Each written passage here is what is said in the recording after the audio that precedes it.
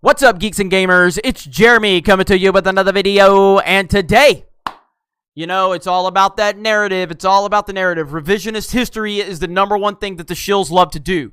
Remember Black Panther was the first ever, superhero film with a black lead actor. Yeah, because Blade didn't exist. Meteor Man, Robert Townsend didn't exist. Blank Man didn't exist. No. Spawn didn't exist. No, Black Panther was the greatest thing in the history of African Americans in movies because it was the first time they'd ever found representation, the first time a black person was ever in a superhero movie according to the shill media.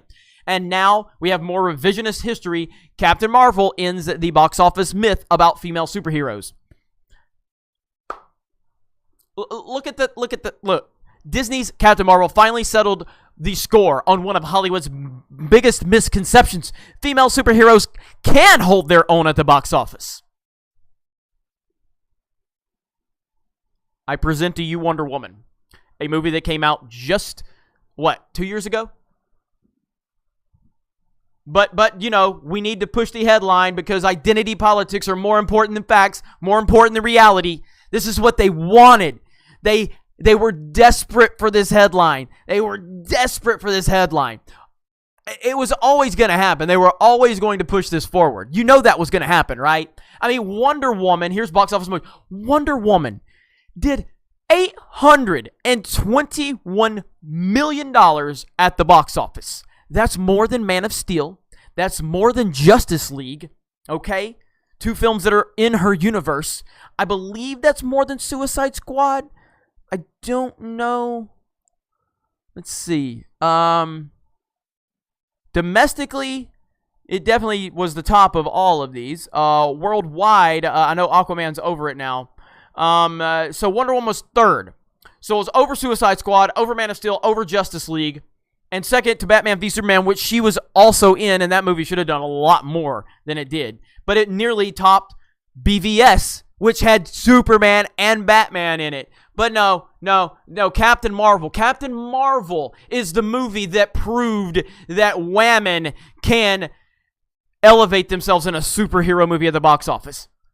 Unbelievable, man. Unbelievable. This is why so many people are frustrated with Captain Marvel, because this is not a movie about furthering the universe. This is not a movie that's meant to build on the mythology, this amazing mythology that they've given us over the past 10 years. This movie was a identity politics driven movie. The marketing has suggested that from the her row,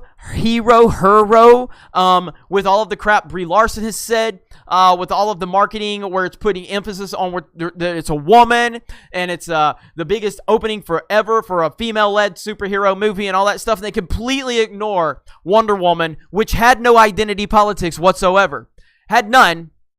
And that's why they didn't like it. They were mad because Wonder Woman was universally loved by everyone.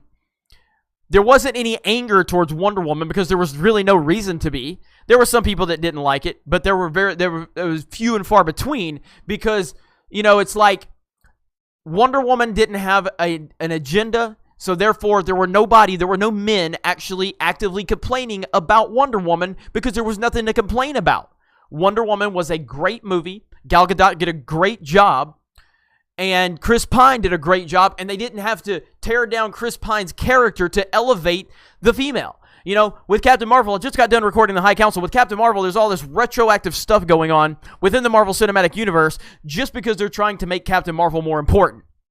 All for identity politics. And these headlines right here show you exactly what the motivation was behind this movie. It was never about honoring or respecting a character or a universe. It was all about getting the identity politics headline so you can push forward the narrative that you want.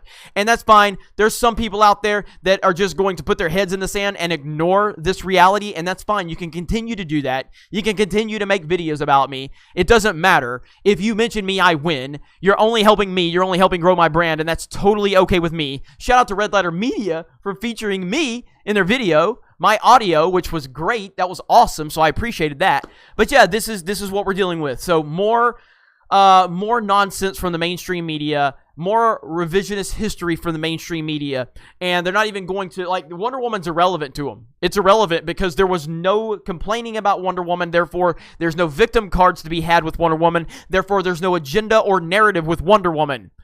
So now they've got their movie.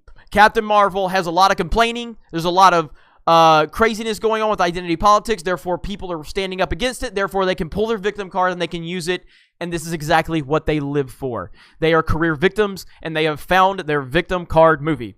Thank you guys very much for checking out this video. You guys have a great day, and we will talk to you later.